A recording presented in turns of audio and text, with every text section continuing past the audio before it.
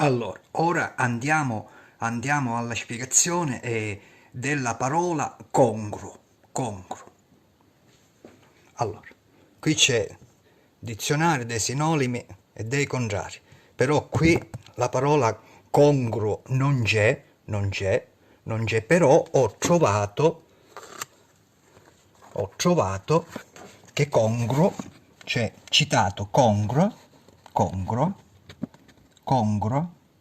come sinonimo di compenso, che mi va a spiegare che congruo è il compenso che lo Stato passa a chi ha cuore, a chi ha cura d'anima. Congruo è il compenso che lo Stato passa a chi ha cura d'anime.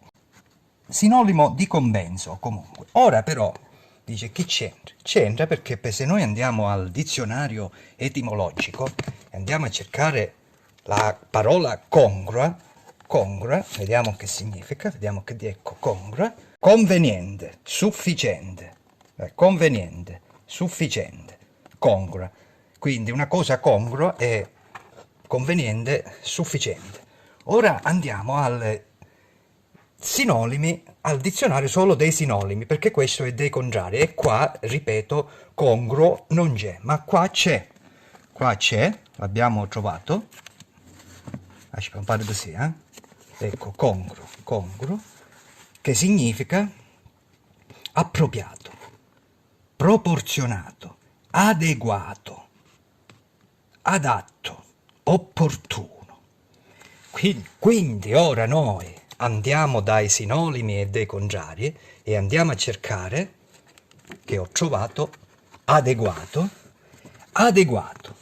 Perché i sinonimi e i contrari? Adeguato è sinonimo di congruo e il contrario di adeguato è inadatto, inadeguato, inidoneo. Tramite adeguato, che è sinonimo di congruo, il contrario di congruo è inadatto, inadeguato, inidoneo. Opportuno, sinonimo di congruo, contrario, inadatto, inadeguato, inappropriato, intempestivo, sconveniente. Perciò ho capisco un vuoi ravare che tutti i morti di fame devono tornare ad accettare proposte non congrue, inadatte, inadeguate, inopportune, sconvenienti.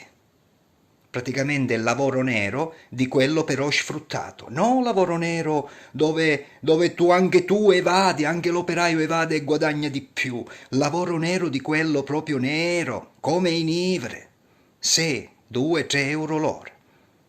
Non congruo